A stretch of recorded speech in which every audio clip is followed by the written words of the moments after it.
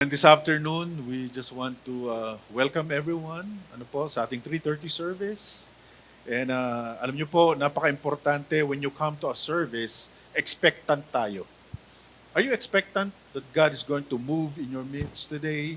That this might be the day that you are hoping for a prayer answered, di ba? Maybe this is going to be the time that you are going to receive healing and revival and miracles and breakthrough and financial blessings. Okay ba yon? So every time you come here, maganda po yon. Kasi po, ang sabi po ng Biblia sa atin, alam niyo po, yung now, sabi niya doon, faith is the substance of things hoped for and the evidence of things not seen. Di ba? You hope for, you hope. Yun po yung faith. So, importante po ang pananampalataya sa lahat ng gagawin po natin. So, when you come here, maganda po na expectant ka, may faith tayo to receive something from the Lord. Hindi po yung parang wala lang. Okay po ba yun? Amen po ba? Alright. So, today, syempre po, maganda po na, alam niyo po, na ma-receive po natin yung in-install po ng Panginoong Diyos sa atin ngayon. So, before that, before we go and dive into the Word of God today, sige nga po, saglitin nga po natin, extend yung ating mga kamay. Ano po? And please pray for me. Extend po natin. And please pray for me as I share the Word of God today. Thank you, Lord.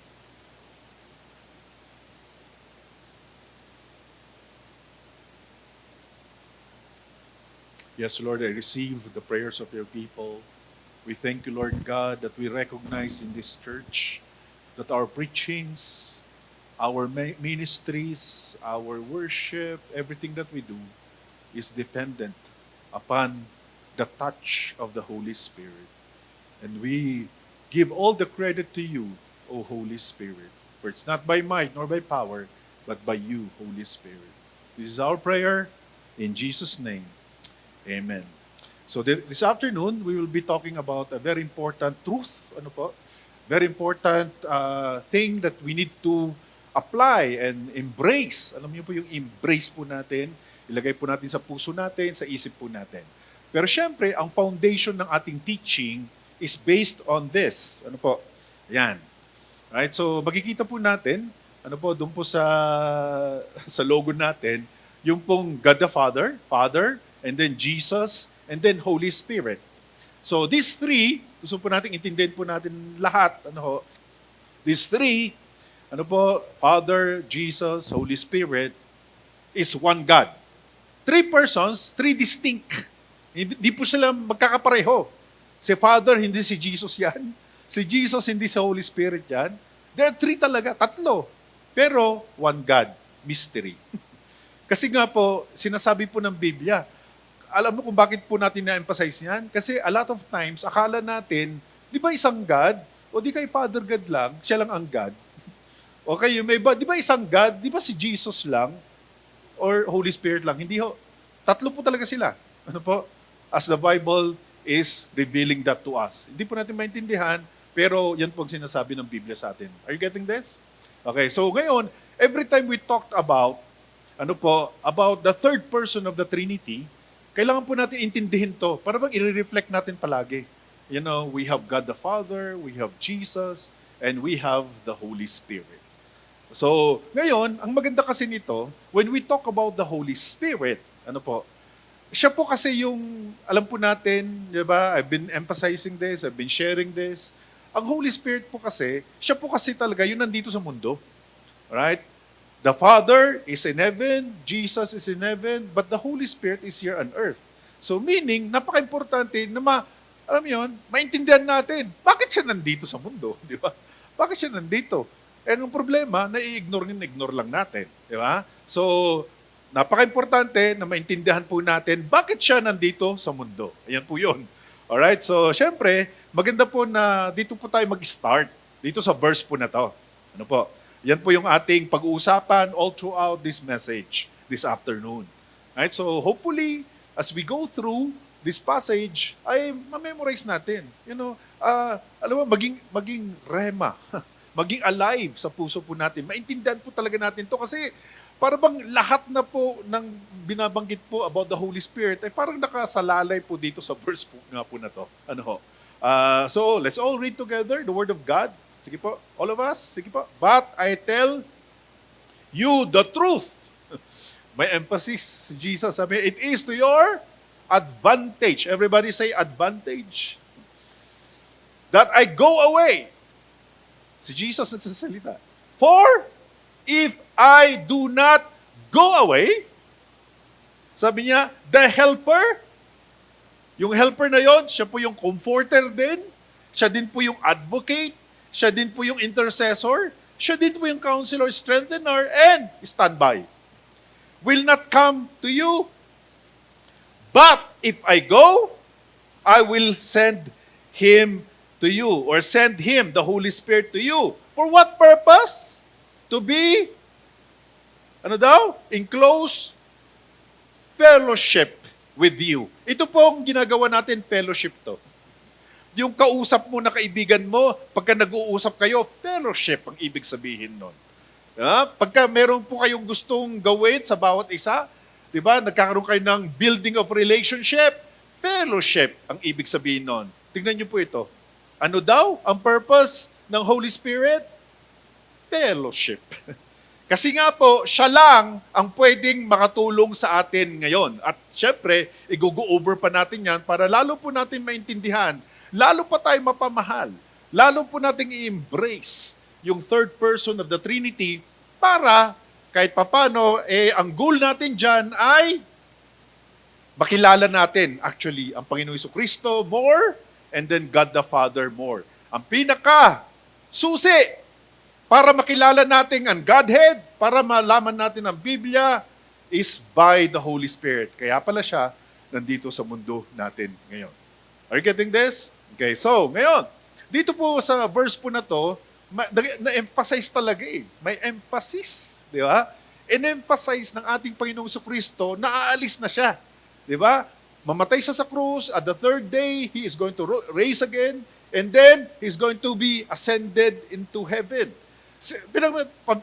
Pinakabilin-bilinan talaga. Alam mo yun, sinasabi ko to sa iyo. I'm telling you the truth. Yun ang sinasabi. So, may emphasis. So, anong ibig sabihin? Tayo mga Kristiyano, siyempre, kailangan natin bigyan ng pansin. Yun ang sinasabi dito. Bigyan mo ito ng pansin. Huwag mo ito pakalimutan. Aalis ako, pero may darating. Hallelujah. Aalis ako, pero may darating. Kung hindi ako aalis, hindi siya darating. So, ibig sabihin nito, based on this passage, kung hindi umalis pala si Jesus, walang Holy Spirit sa mundong natin. Para si Jesus na nandito, kumbaga. Pero dahil umalis na siya, ipapadala niya ang banal na Espiritu. Kaya, ang ibig sabihin nito, ang banal na Espiritu nandito sa atin ngayon.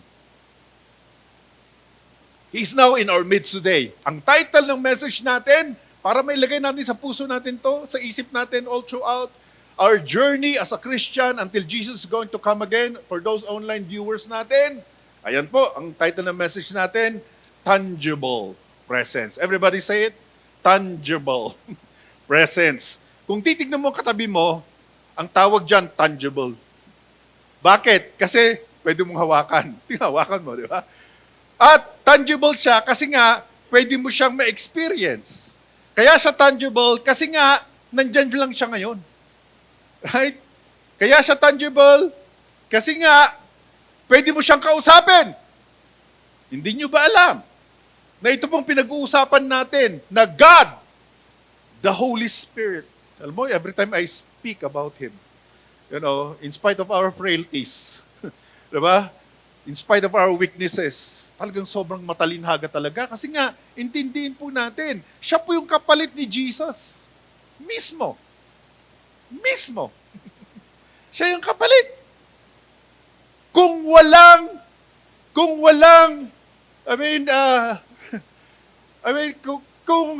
hindi umalis si Jesus, walang Holy Spirit.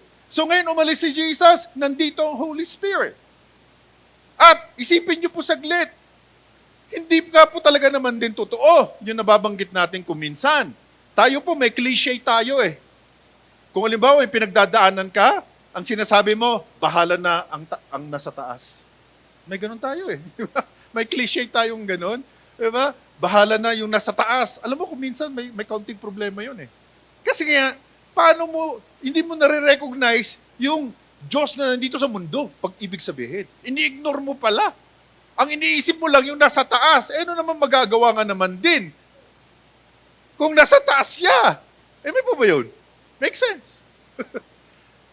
At bakit pa nandito ang banal na Espiritu kung ikaw din mismo ay ini-ignore mo din? Hindi kayo nakaka-insulto yon sa atin, mga Kristiyano? Pagkasasabi mo nasa taas, siya na nga yung pinagkatiwalaan dito sa mundo eh. Para siya yung embrace natin eh. Para siya yung mahalin natin eh. Para dependent na tayo sa Kanya eh. Kasi nga pinagkatiwalaan siya ng God the Father, pinagkatiwalaan siya ni Jesus. Tayo mga Kristiyano, dapat pagkatiwalaan din natin ang banal na Espiritu. At siya lang ang nandito ngayon. The presence of God Himself is here on earth today. In fact, hindi nyo ba napansin, nung tinanggap mo si Jesus sa buhay mo, ikaw, yung katawan mo, ay naging tahanan ng banal na Espiritu. 1 Corinthians 6:19. Our bodies are the temples of the Holy Spirit. Ano ba nangyayari sa atin, mga kapatid? Ano nangyayari sa atin? Di ba? Di ba kayo napag-isipan nyo kuminsan? Ang nangyayari, nai-ignore. Kaya pala may Ephesians 4:30 na binabanggit doon. Do not grieve the Holy Spirit. Ang ibig sabihin, nasasaktan pala siya talaga. At ang culprit ng pananakit sa Kanya ay tayo ng mga Kristiyano. Bakit? Sinet aside natin siya. Hindi natin siya kilala. Hindi tayo aware sa Kanya. In fact, the devil will do everything in his power para hindi natin makilala ang banal na Espiritu. Thank God for COG Baguio. Thank God for those online viewers. At least makikilala na nila ang banal na Espiritu in Jesus' name. Hallelujah. Amen po ba yun? Pwede ba natin palakpakan saglit ang ating Panginoon? So point number 1, para lalo po natin maintindihan yung John 16:7 na yan, na binanggit po ng ating Panginoong Diyos, Panginoong Kristo. Point number 1, trust His truth. Okay? Kaya sabi niya, I tell you the truth. So ibig sabihin, trust His Word. The Word of our Lord and Savior Jesus Christ. Trust the Word of God. Tandaan po natin kung gaano ka-crucial ang salita ni Lord. Heaven and earth shall pass away, but this Word will never pass away. Na-bless ka, you trust His Word. Hindi ka na-bless, you trust His Word. Kung minsan tayo, nakasalalay tayo, pagka na-bless ka lang, pagka natugunan yung panalangin mo, pagka yung ina-expect mo ay binigay ni Lord sa iyo. Pero paano kung hindi niya muna binigay? Kung minsan, hindi ka na nakakati ng church. Di ho ba? Ano ba po yun? Kung minsan, nagtatampo ka. Prayerfully, you are going to trust. Alam niyo po yung word na trust? That's a powerful word. Yung trust hindi nakadepende yan sa feelings mo. Hindi nakadepende yan sa experience natin, kung maganda man ang experience mo o hindi maganda. It doesn't matter. You bless the Lord at all times. When you are blessed, you praise the Lord. When you are not blessed, you praise the Lord anyway. Amen po ba yun?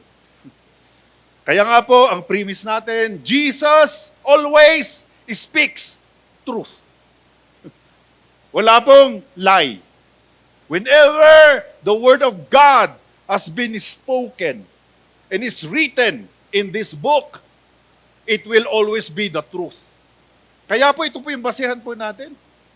Ang salita ng Panginoon, even when it's hard to hear or to understand. Because a lot of times, yung mga words po ng Bible, mahirap talaga kuminsan din intindihin. How many of you agree? Di ba? Pag nagbabasa ka, or talagang hindi kayo nagbabasa kuminsan. Okay.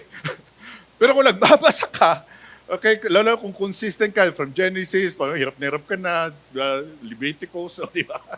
Genesis, Exodus, Leviticus, Numbers, Deuteronomy. O di ba, kung minsan, di ba?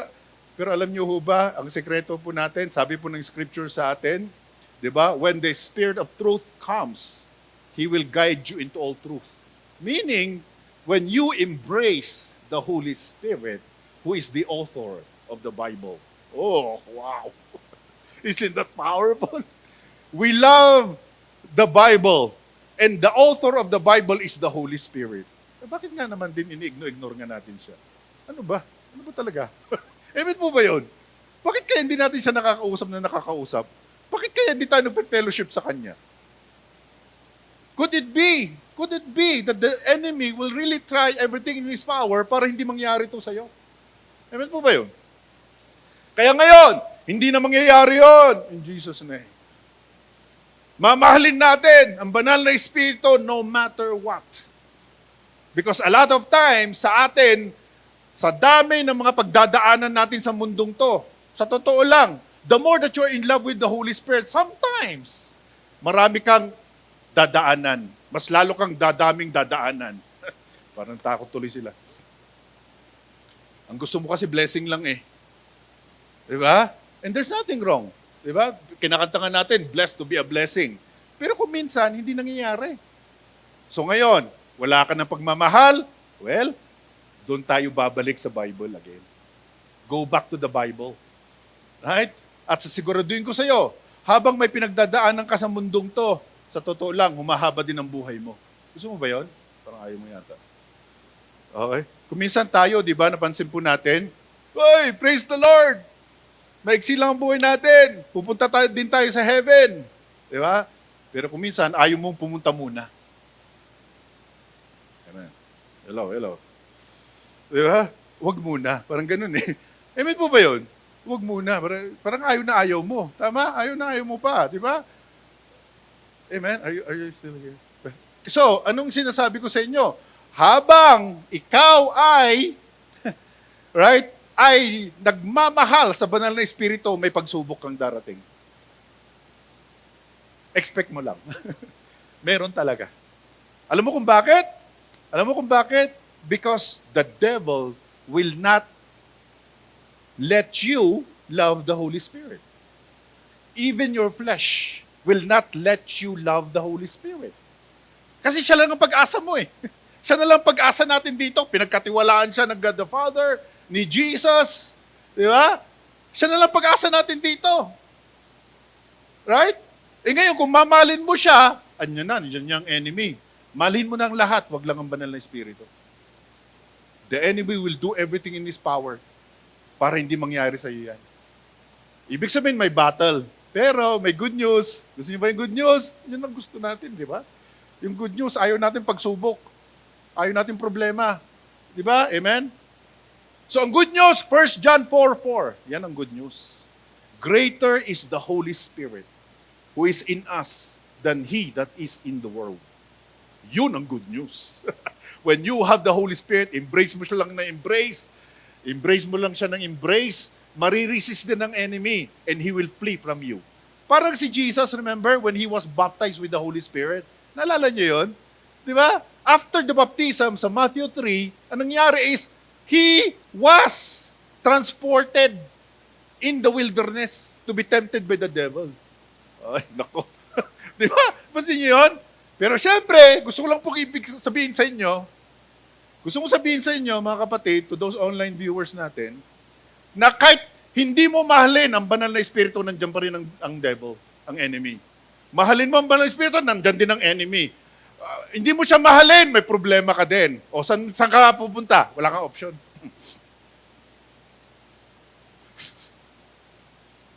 Kung hindi mo mahalin ang banal na Espiritu, may problema ka. Kung mamahalin mo siya, may problema ka rin. O saan ka ngayon? So choice mo yun. Ha? Okay. So kaya ang gagawin po natin, let's go back. Mahalin na natin. Kahit may problema, mahalin pa rin natin. And ang maganda, greater is the Holy Spirit who is in us than he that is in the world. Alright? So, point number 2, you should believe in the bigger plan. Right? We should believe. Ano yun po yung believe? Kakaiba yun eh. Diba? Yung ibibigay mo yung puso mo, ibibigay mo yung paniniwala mo. Malaking bagay kaya yun. Right? At nandun din yung trust actually. Di ba? Kaya po mayroon palang Proverbs 3:5-6, trust in the Lord with all your heart, di ba? And lean not on your own understanding. Ano sabi niya? Acknowledge Him. Di ba? Do not rely on your own understanding. Then acknowledge Him and He will direct your path. Right? So you need to believe. Believe the Bible because this is His bigger plan for you. Hallelujah. He wants to prosper actually every one of us. He wants to bless us actually. All right? For what purpose? So that we can be a blessing to others. Right? So, ang premise natin, He's leaving. Right? Jesus leaving us was not abandonment. Kaya po totoo yan because it was part of God's greater purpose.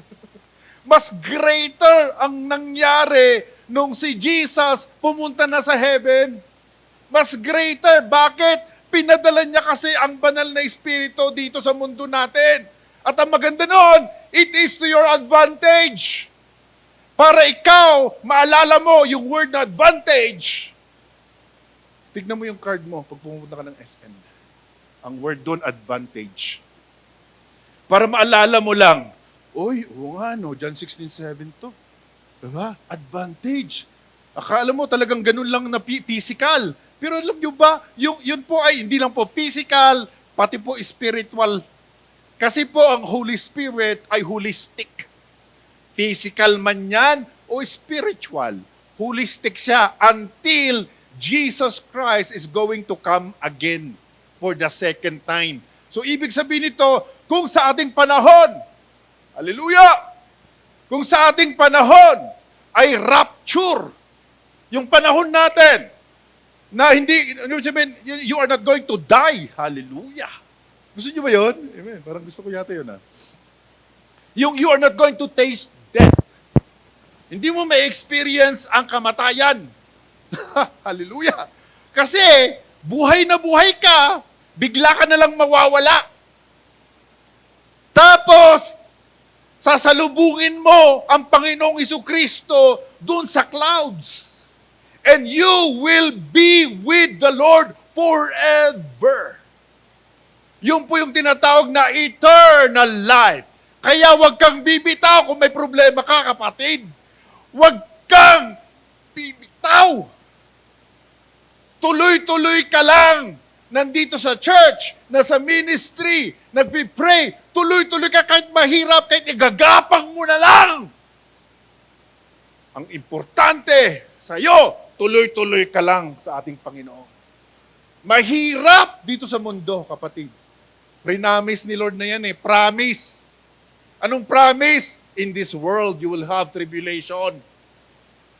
Alam niyo po ba, ang history ng mga apostles, lahat sila naghirap.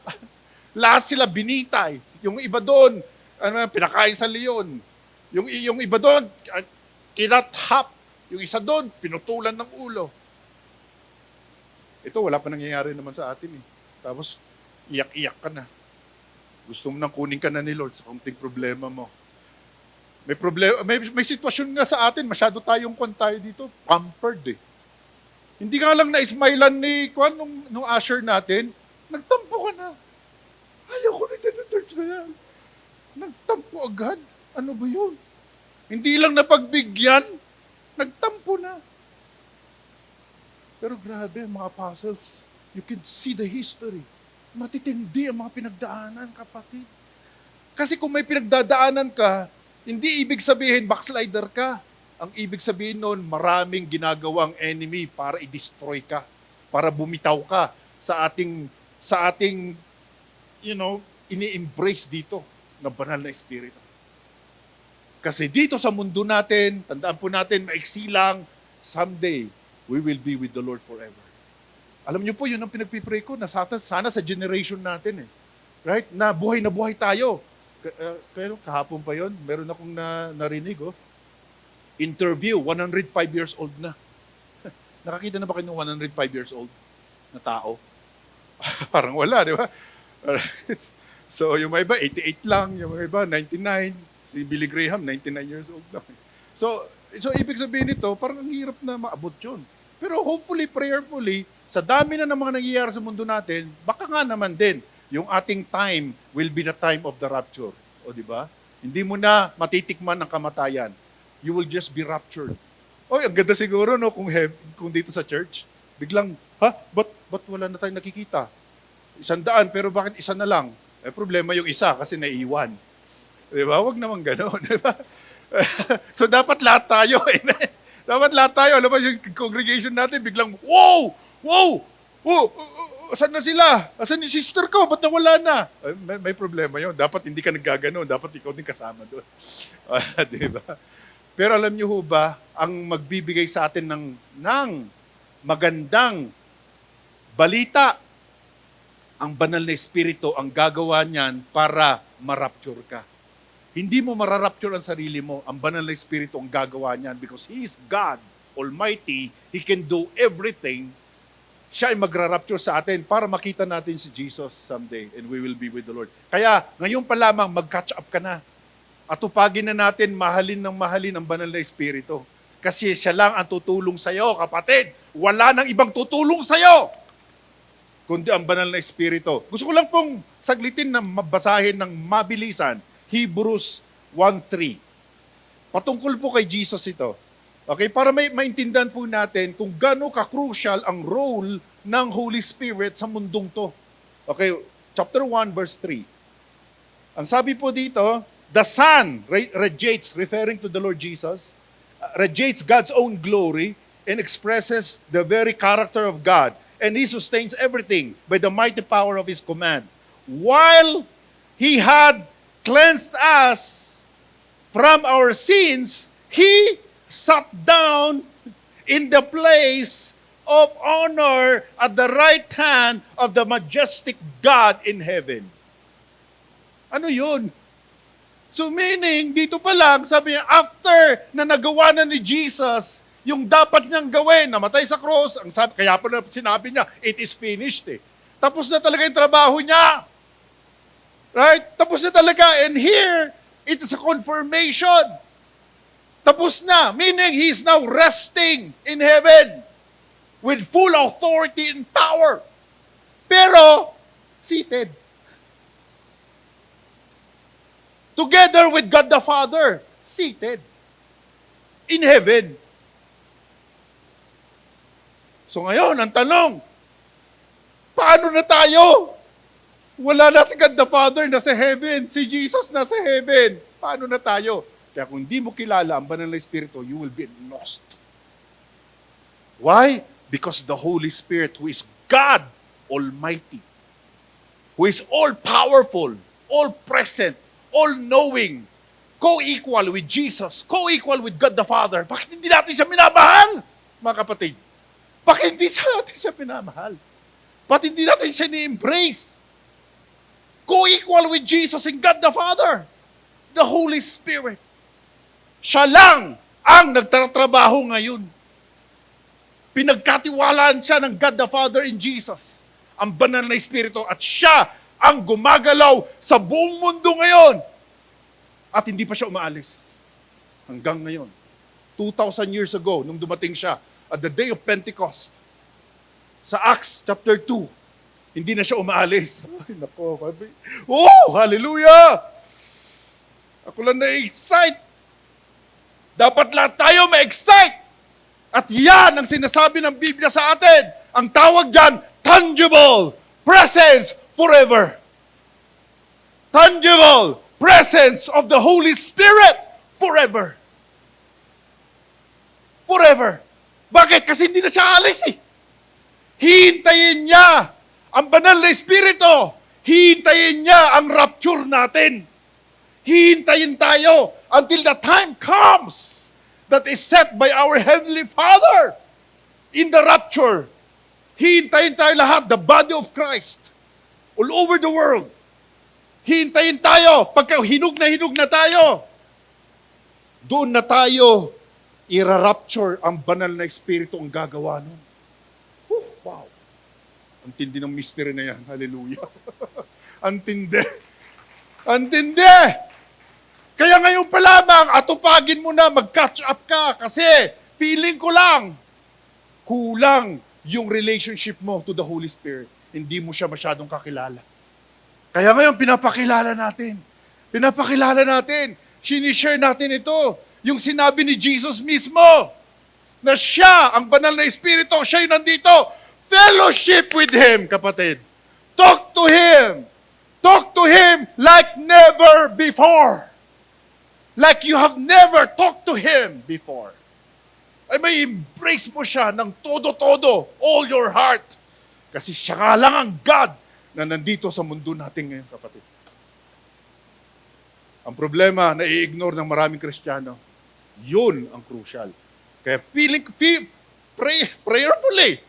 prayerfully, na sana mamulat ang ating isip, mamulat ang ating puso, para mahalin natin siya, kapatid. And there is no other way. Para ikaw ay maging karapat-dapat sa Panginoon. Gusto niyo ba maging holy? The Holy Spirit will be the one to make you holy. 1 Peter 1:2. Gusto mo maging loving? Galatians 5:22. Gusto mo magkaroon ng fruit of the Spirit? Fruit of the Spirit nga eh. So, ibig sabihin nito, siya yung magbibigay nun. Kaya nga pala sinabi niya, walk in the Spirit, Galatians 5:16. Walk in the Spirit and you will not gratify the works of the flesh. Sa totoo lang, kung hindi mo kakilala ang banal na Espiritu, sisiguraduhin ko sa'yo, kahit ikaw nagsisilbi pa sa church, sisiguraduhin ko sa'yo, magpo-fall ka. Siguraduhin ko sa'yo, you are going to fall. You are going to sin. And prayerfully na, pwede kang tumayo pa rin. Sana makilala mo ang banal na Espiritu. Kasi siya lang ang pwedeng tumulong sa atin, mga kapatid. Kaya sabi niya, helper eh. Kaya sabi niya, counselor eh. Di ba? Kaya sabi niya, advocate eh. Intercessor eh. Strengthener eh. Kaya pala yun. Kasi nga, wala nang iba nga naman din pwedeng tumulong sa atin. Ang tawag sa kanya, divine helper. Para mas maintindihan po natin. Tutulong sa'yo. Kapatid, to those online viewers natin, magpatulong tayo sa kanya. Wala kang choice. Let's catch up our relationship with the Holy Spirit, mga kapatid. And number 3, let go to receive more. At yan po yung nangyari sa John 16:7. You let go.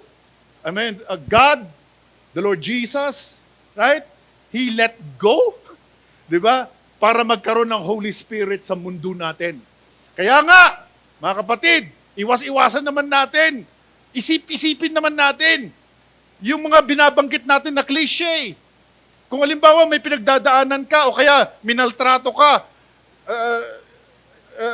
depende na, ipaubaya ko na sa taas. Mali yun talaga eh.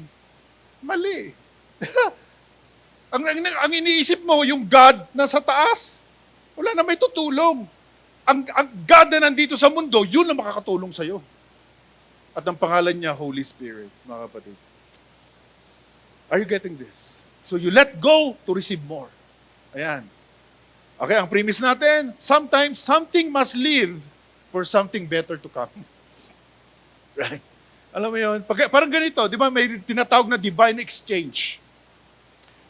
Alam niyo ho ba, the more na I love the Holy Spirit right now, I have never, ever loved the Lord Jesus like never before.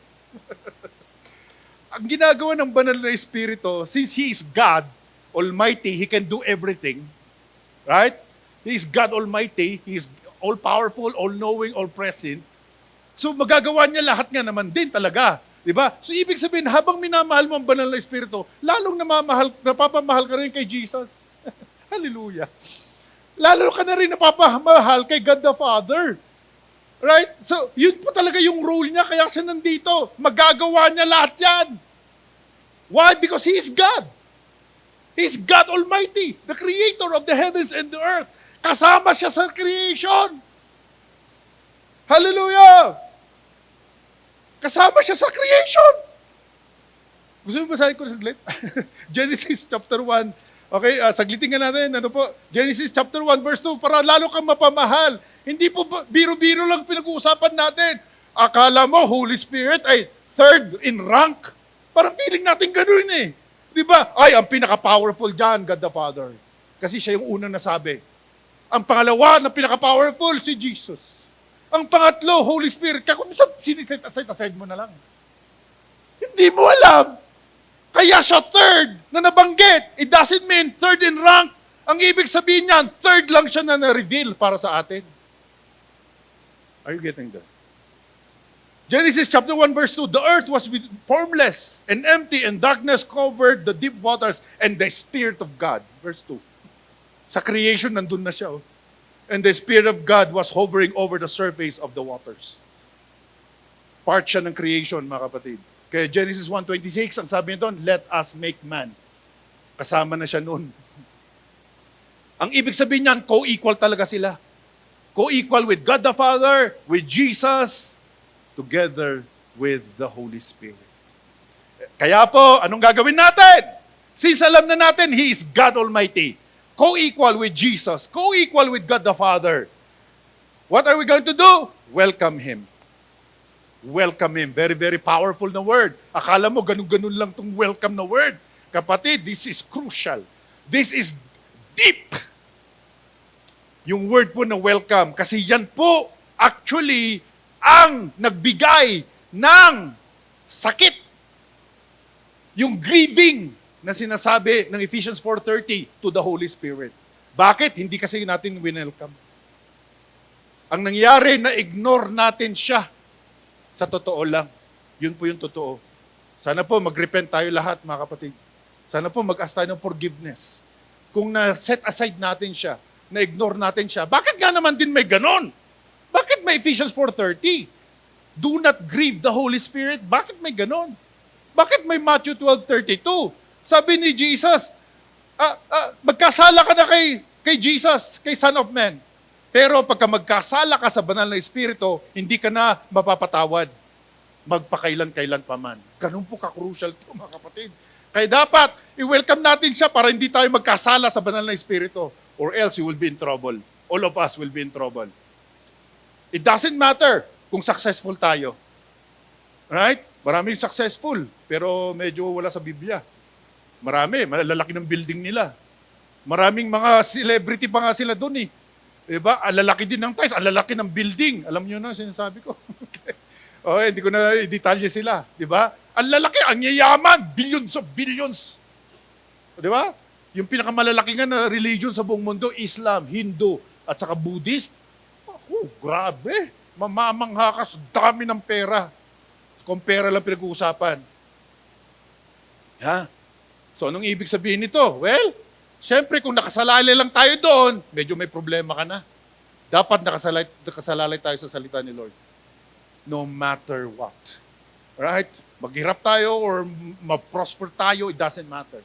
What matters is, we stand on the Word of God. Sana hindi po tayo malihis. And the only way para hindi ka malihis, hindi yung gusto mo na hindi malihis. Actually, ang pinaka, okay, basihan para hindi ka malihis, mahalin mo ang banal na Espiritu, hindi ka na malilihis. John 16 yun. When the Holy Spirit comes, He will guide you into all truth. Yan ang sinabi ng Biblia sa atin. Kaya anong gagawin natin? Wala tayong choice. We need to welcome Him, mga kapatid. Paano ba to? Paano ba ito yung welcome? Well, kagaya kanina, di ba, may mga usher tayo, right? Tama ba? Inismailan ba kayo? Parang hindi naman yata. Okay, kung sinimangutang ka, mukhang hindi ka na welcome. Pero kung inismile lang ka, mukhang na-welcome ka. Pero ini-embrace ka, pinupunta niya kung saan ka uupo, di ba? Imbis na siya na uupo, hindi, ikaw na lang. Parang, winelcome ka. Right? Parang ganun yung ating pagtrato sa banal na Espiritu. Right? Ang premise natin, the Holy Spirit is a personal galing sa ating Panginoong Kristo, sent by Jesus to be ang purpose, close fellowship with Him. Ang sitwasyon, nagagawa pa nga natin yon. Nangyayari ba sa atin? So kung hindi, baka kailangan po natin mag-catch up yung fellowship na binabanggit po ng ating Panginoong Kristo. Fellowship kanino? Fellowship to the Holy Spirit. Kaya po may 2 Corinthians 13:14. Remember that? 2 Corinthians 13:14. May the grace of the Lord Jesus Christ, the love of God, and the intimate friendship or fellowship or communion with the Holy Spirit. Grabe. Ang communion to the Holy Spirit. Right? So number 5, lean on the Spirit, what? Daily. Right? In order for us to have that fellowship, all right, that communion, that relationship, the only way is to lean on the Holy Spirit every day. Paano? Well, kailangan natin maging lifestyle. Alam niyo po, ibig sabihin na lifestyle, di ba? Yung sa umaga, di ba, nakikita niyo naman po, ang lifestyle na sinasabi, di ba, pagkagising mo sa umaga, anong ginagawa niyo? Alright? Bago ka lumabas sa bahay, anong ginagawa mo? Di ba naliligo ka? Pero 21 days mo gagawin yon. After 21 days, magiging lifestyle na yon. Kahit na natutulog ka, gusto mong, di ba? Bago ka lumabas. Paano ako, magsusuklay muna ako bago ako lalabas. Naging kwan na yun sa akin. Lifestyle. Are you getting this? Kayo, ano ba yung naging nakagisnan nyo na? Bago kayo lalabas. Yung mga girls natin, syempre, mag-lipstick muna. Diba? Mag-makeup muna. Diba? Bago lumabas. Pero ginawa na niya more than 21 days na yun. Kaya ngayon, hindi na siya pwedeng lumabas na hindi siya naka-makeup. Diba? At ang problema, kung hindi siya nag-makeup, babalik pa yan. Hindi ako naka-makeup. Kahit na ma-late. Ayaw mo na yung mag-late ako. Basta importante. Diba? Parang ganon. Lifestyle. Kapatid, ganon din ang gawin natin. Lifestyle. Maging lifestyle natin. Kinakausap natin siya. Lifestyle. Fellowship with the Holy Spirit. You talk to Him. You confess His name. Diba? You embrace it. Right? Kasi, alam niyo po, tuwan-tuwa siya, kapatid, pagka ikaw ay binabanggit mo ang kanyang pangalan. Ang pangalan niya, Holy Spirit. So, ang premise natin, He is our guide. He is your comforter. Alam niyo ba yung ibig sabihin ng comforter, di ba? Marami kang pinagdadaanan. Iko-comfort ka. Kumbaga, sobrang init. Biglang tumutok ka sa aircon. Comfort. Di ba pag nainitan ka, at ako, hindi ka makato. I-try mo kaya. Punta ka dun sa Dagupan. 44 degrees ang heat index. Punta ka dun. Tapos, punta ka dun sa isang room, nakasara, walang electric fan. Nakasara lahat, walang electric fan, walang aircon. Matulog ka, tingnan mo, comfort yun. Tingnan nyo kung saan yung comfort dun. Pero alam nyo ba, pagka tumutok ka na, biglang may aircon, ang sarap ng feeling mo. Ha? Kapatid, ang banal na Espiritu, comforter. Nagbibigay siya ng kaginhawaan. Gusto mo maginhawa, tama? Alam ba, may pinagdadaanan ka. Kapatid, siya yung divine helper natin. Comforter siya. Hallelujah. Hindi lang siya counselor. Di ba, John 16:7, nakita niyo po, comforter, counselor. Ang counselor, napansin niyo po, kumisan tayo kung saan-saan tayo nagpapa-counsel. Kapatid, He is the counselor. He is all-knowing. Ang Holy Spirit is all-knowing. So, meaning, pwede kang kumuha ng advice sa Kanya. Halimbawa, bago ka mag-invest. Di ba, kumisan, sa dami ng pera mo kasi, gusto mo lang mag-invest. Kasi 20% ang interest sa isang buwan. Ikaw naman, hindi ka na nagkonsulta. Sige! I-withdraw mo na lahat. After 2 months, wala na yung pera mo. At marami na akong kaibigan na nagkakaroon ng gano'ng scam. Kapatid, He is counselor. So pwede kang mag-ask ng advice. Holy Spirit, okay ba itong aking gagawin? Diba? Pag mag-pray ka, intercessor siya. Kung sobra-sobrang pinagdadaanan mo, strengthener siya. At kung yung mga nalista kanina ay hindi pa sapat sa'yo, ang tawag sa kanya is standby. Ang ibig sabihin nito, nakaganyan lang siya sa'yo. Okay. Ate Tess, ikaw nga. Punta ka nga dito. Tess, dito ka para illustrate natin. Okay, para mag-gets nila. O, ito si Ate Tess, di ba? Okay, maraming pinagdadaanan. Pakita mo naman na may pinagdadaanan ka. Okay, parang yung mukha mo medyo matindi. Matinding pinagdadaanan mo, di ba? Okay, so ngayon, nakangiti ka. Okay, malungkot ka. Okay. May pinagdadaanan ka. Okay, sobra-sobrang dami. Okay, ang kailangan niya, comforter, mukhang hindi yun ang kailangan niya. O, intercessor, mukhang hindi yun ang kailangan niya. Counselor, hindi yun, comfort, hindi, advocate, hindi yung kailangan niya. Ito yung kailangan mo! Standby din siya. Kahit anong pangangailangan mo, nandun pa rin siya para sa'yo. Okay na. Naintindihan niyo ba yun? Standby din siya. Standby lang. Pagka siya ay tinawag mo,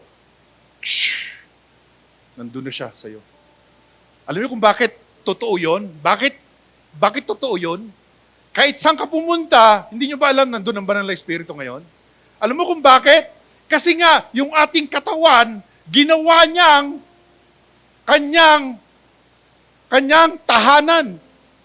So, ibig sabihin nito, yung tatlo, si Ate Gina, si Ate Tere, nagpunta na sila sa iba-ibang bahay nila, tapos sabay-sabay sila na tumawag sa Holy Spirit. Sabay-sabay sila. Ang Holy Spirit nandun. Simultaneous. Punta ka sa Amerika, sabay-sabay na tumawag ka sa Banal na Espiritu dahil ikaw ay ginawa niyang tahanan, nandyan ang Banal na Espiritu sa katawan natin. Kapag tinawagan mo siya, nandun na siya agad. Ang problema, hindi mo siya tinatawagan. Yun lang. Yun lang. Yun ang problema. Kaya kapatid, baka pwede naman. Advantage yun na sinabi ni Jesus, it is to your advantage. Yun yung advantage nyo. Yun ang advantage natin. Kasi nga, pwede mo siyang tawagan kahit saan ka. Where can I go from your spirit? Where can I flee from your presence? If I go up to heaven, you are there. If I go up to the depths, you are there. Psalm 51 verse 11. Kahit saan ka pumunta, nandun ang banal na Espiritu. At kakaiba itong ating New Testament, kasi nga, ginawa niya yung ating katawan bilang kanyang tahanan. Sarap nun, kapatid. Alam mo, kung minsan, mapapaiyak ka eh. Sa repentance. Kasi itong ating katawan, di ba, bugbog to ng kasalanan. Lust of the flesh, lust of the eyes, pride of life. Bugbog ang ating katawan ng kasalanan. Sa totoo lang. Lahat tayo magsisinungaling, bitterness, unforgiveness, di ba? You hate each other. Puro kasalanan. Nang-chismis-chismis. Di ba? You hate one another. Di ba? Gusto mo yung ikakalugmok ng kapatid mo. Di ba? Gusto mo kasamaan. Di ba? Sugal dito, sugal doon. Inom dito, inom doon. Lahat ng kasamaan. Naranasan ng katawan mo. Hindi ba ka natutuwa? Pero in spite of that, pinili pa rin niya ang katawan mo, kapatid. Ganun kanya kamahal. Baka pwede naman mag-response ka ng konti na mahalin mo rin siya. Kasi ginawa niya yung ating katawan. In spite of the frailties, weaknesses, in spite of the sins and immorality of your flesh, ginawa niya pa rin. Parang sinasabi ng banal na Espiritu, kahit maging sino ka man, mamahalin kita. Wow! Hindi ka ba dapat pag-response din sa kanya? Ano ba bang response mo, kapatid? Tindi nun. Mayroon bang magkakagawa nun? Ang Diyos lang. Kaya nagawa niya yung kasi Diyos siya. Hindi siya nakabase dun sa kasalanan mo. Kasalanan natin. Kung minsan nga, ignore natin siya, hindi nga natin siya binabanggit eh. Hindi nga natin siya kilala eh.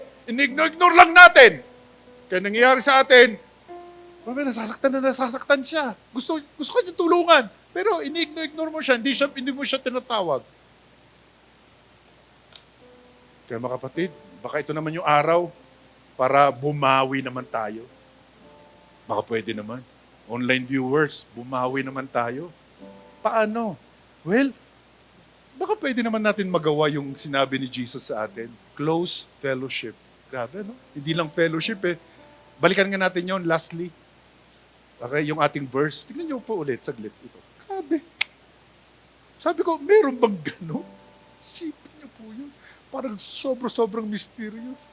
Tignan niyo po yung last part. Tignan niyo, I will send Him. Si Jesus nagsasalita. I will send the Holy Spirit to you. Grabe yun. For what purpose? To be in close.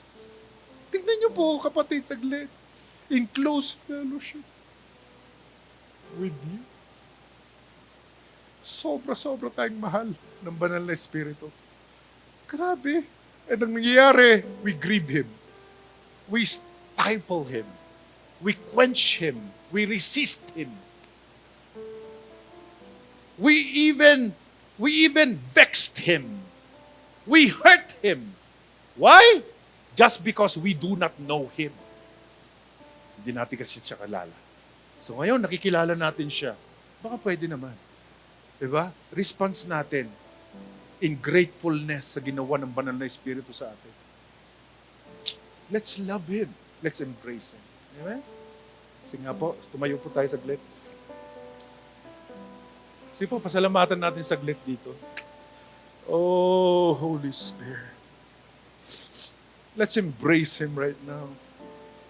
Patawarin niyo kami, banal na Espiritu, sa aming mga kasalanan, sa aming mga pagkukulang. Help each one of us today and those online viewers right now. Help us. Help us, Divine Helper. You are our Divine Helper. Help us. Sige po, magpatulong po tayo sa banal na Espiritu. Napapakinggan ka ngayon. Alam niyo ho ba kung bakit napapakinggan? Kasi nga tinanggap mo na si Jesus sa buhay mo. Tandaan niyo po yon, yung prayer po na yon, yung sinner's prayer. Di ba, tumanggap ka tumanggap ka sa ating Panginoong Kristo, save ka na, di ba? I mean, pero nandito ka pa sa mundo, hindi ka pa kinuha ni Lord So kaya kailangan mo ang banal na Espiritu, siya yung magpi-purify sa iyo Habang naglalakad ka dito sa mundo ng kasalanan, dito sa sobrang matinding mundo natin na pinagdadaanan natin. Diba? Lahat, kahit ibaling mo, kanan, kaliwa, may kasalanan. Tignan mo sa TV, may patayan. May earthquake, ang daming calamity. Grabe po yun. Baka pwede naman. Let's catch up. Mahalin natin siya. Can we just bow down our heads for a while? Just close our eyes. Kaibigan, baka nandito ka. Para maging tahanan ng banal na Espiritu ang iyong katawan, the only way is to receive Jesus in your life. To receive Him. Para magkaroon ka ng salvation. Sabi po ng Bible, Romans 10, if you confess with your mouth, Jesus is Lord, and believe in your heart, God raised Him from the dead, you will be saved. May salvation. So, kung hindi ka pa nagpray-pray ng prayer, sige po, itong napaka-iksing panahon lang po natin, ibuka po natin ang ating bibig, samahan lang po natin saglit sila, yung mga hindi pa nakatanggap sa ating Panginoong Kristo. Sabihin mo lang, okay, ibuka mo yung bibig mo, if you confess, sabi niya, i-confess mo lang, sabihin mo lang, Panginoon, patawarin niyo po ako sa aking makasalanan. Pakalinisan niyo po ang aking buhay. Salamat po sa iyong pagpapatawad. Panginoong Isus, pumasok ka sa aking buhay. Ikaw na maghari at maging Panginoon. If you pray that prayer, eto na. Kung hindi ka pa kukunin ni Lord, di pa tayo kukunin ni Lord, nandito pa tayo sa mundo, gagawin iyong katawan bilang tahanan ng banal na Espiritu. Hayaan natin ang banal na Espiritu, right, na mananahan sa atin, sa ating katawan right now. Sa ating online viewers, let it be. Okay, everybody right now bow down their heads. Sino pong nag-pray ng prayer, yung ating pinag-pray kanina, right? Yung ating prayer kanina, for the first time. Yung itaas mo nga po saglit yung kamay mo. First time mong pinag-pray yun. Mabilisan. Ayun, meron po tayo, may dalawa po tayo. Thank you po. May dalawa po tayo, praise God. Alam niyo po, sa lahat po na nagtaas ng kamay, kaibigan, kapatid, nakita ka ni Lord. So ngayon, ang kailangan natin na ngayon, dahil may Savior na sa puso natin, kailangan mo ang banal na Espiritu. Okay? You let Him make your bodies as systems. Thank you, Lord.